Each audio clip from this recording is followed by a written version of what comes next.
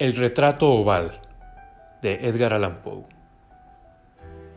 El castillo al cual mi criado se había atrevido a entrar por la fuerza antes de permitir que, gravemente herido como estaba, pasara yo la noche al aire libre, era una de esas construcciones en las que se mezclaban la lobreguez y la grandeza, y que durante largo tiempo se han alzado cejijuntas en los Apeninos, tan ciertas en la realidad como en la imaginación de Mrs. Radcliffe. Según toda apariencia, el castillo había sido recién abandonado, aunque temporalmente. Nos instalamos en uno de los aposentos más pequeños y menos suntuosos. Hallábase en una apartada torre del edificio. Sus decoraciones eran ricas, pero ajadas y viejas. Colgaban tapices de las paredes, que engalanaban cantidad y variedad de trofeos heráldicos, así como un número insólitamente grande de vivaces pinturas modernas en marcos con arabescos de oro. Aquellas pinturas, no solamente emplazadas a lo largo de las paredes, sino en diversos nichos que la extraña arquitectura del castillo exigía, despertaron profundamente mi interés, quizá a causa de mi incipiente delirio.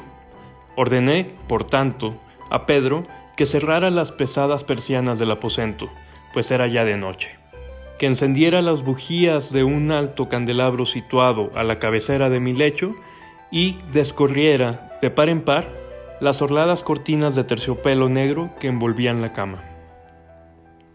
Al hacerlo así deseaba entregarme, si no al sueño, por lo menos a la alternada contemplación de las pinturas y al examen de un pequeño volumen que habíamos encontrado sobre la almohada y que contenía la descripción y la crítica de aquellas.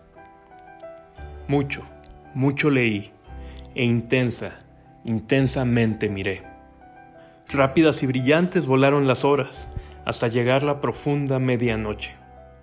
La posición del candelabro me molestaba, pero para no incomodar a mi amodorrado sirviente, alargué con dificultad la mano y lo coloqué de manera que su luz cayera directamente sobre el libro.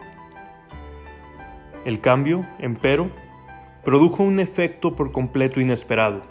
Los rayos de las numerosas bujías, pues eran muchas, cayeron en un nicho del aposento que una de las columnas del lecho había mantenido hasta ese momento en la más profunda sombra. Pude ver así, vívidamente, una pintura que me había pasado inadvertida. Era el retrato de una joven que empezaba ya a ser mujer. Miré presurosamente su retrato y cerré los ojos. Al principio no alcancé a comprender por qué lo había hecho, pero mientras mis párpados continuaban cerrados, cruzó por mi mente la razón de mi conducta. Era un movimiento impulsivo a fin de ganar tiempo para pensar, para asegurarme de que mi visión no me había engañado, para calmar y someter mi fantasía antes de otra contemplación más serena y más segura. Instantes después volví a mirar fijamente la pintura. Ya no podía ni quería dudar de que estaba viendo bien, puesto que el primer destello de las bujías sobre aquella tela había disipado la soñolienta modorra que pesaba sobre mis sentidos, devolviéndome al punto a la vigilia. Como ya he dicho, el retrato representaba a una mujer joven. Solo abarcaba la cabeza y los hombros, pintados de la manera que técnicamente se denomina vignette, y que se parece mucho al estilo de las cabezas favoritas de Sully. Los brazos, el seno y hasta los extremos del radiante cabello se mezclaban imperceptiblemente en la vaga pero profunda sombra que formaba el fondo del retrato. El marco era oval, ricamente dorado y afiligranado en estilo morisco. Como objeto de arte, nada podía ser más admirable que aquella pintura. Pero lo que me había emocionado de manera tan súbita y vehemente no era la ejecución de la obra, ni la inmortal belleza del retrato. Menos aún cabía pensar que mi fantasía, arrancada de su semisueño, hubiera confundido aquella cabeza con la de una persona viviente. Inmediatamente vi que las peculiaridades del diseño, de la vignette y del marco tenían que haber repelido semejante idea, impidiendo incluso que persistiera un solo instante. Pensando intensamente en todo eso, quédeme tal vez una hora, a medias sentado, a medias reclinado, con los ojos fijos en el retrato. Por fin, satisfecho del verdadero secreto de su efecto, me dejé caer hacia atrás en el lecho. Había descubierto que el hechizo del cuadro residía en una absoluta posibilidad de vida en su expresión que, sobresaltándome al comienzo, terminó por confundirme, someterme y aterrarme. Con profundo y reverendo respeto, volví a colocar el candelabro en su posición anterior, alejada así de mi vista la causa de mi honda agitación. Busqué vivamente el volumen que se ocupaba de las pinturas y su historia, abriéndolo en el número que designaba al retrato oval. Leí en él las vagas y extrañas palabras que siguen. Era una virgen de singular hermosura, y tan encantadora como alegre. Aciaga la hora en que vio y amó y desposó al pintor. Él, apasionado, estudioso, austero, tenía ya una prometida en el arte.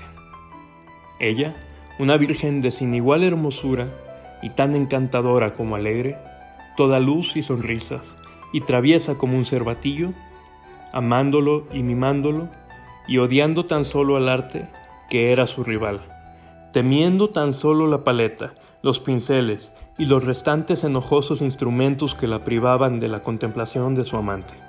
Así, para la dama, cosa terrible fue oír hablar al pintor de su deseo de retratarla, pero era humilde y obediente, y durante muchas semanas posó dócilmente en el oscuro y elevado aposento de la torre, donde solo desde lo alto caía la luz sobre la pálida tela.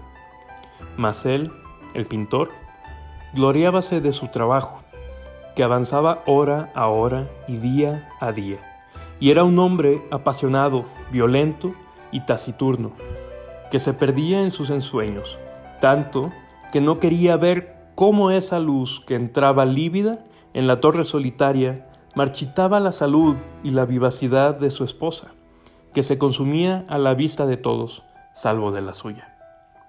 Mas ella seguía sonriendo, sin exaltar queja alguna, pues veía que el pintor, cuya nombradía era alta, trabajaba con un placer fervoroso y ardiente, pregando noche y día para pintar a aquella que tanto le amaba y que, sin embargo, seguía cada vez más desanimada y débil.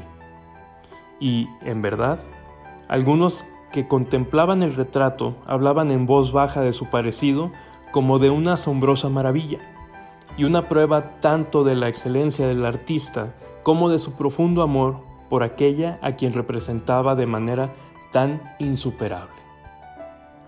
Pero, a la larga, a medida que el trabajo se acercaba a su conclusión, nadie fue admitido ya en la torre, pues el pintor habíase exaltado en el ardor de su trabajo y apenas se apartaba los ojos de la tela, incluso para mirar el rostro de su esposa. Y no quería ver que los tintes que esparcía en la tela eran extraídos de las mejillas de aquella mujer sentada a su lado.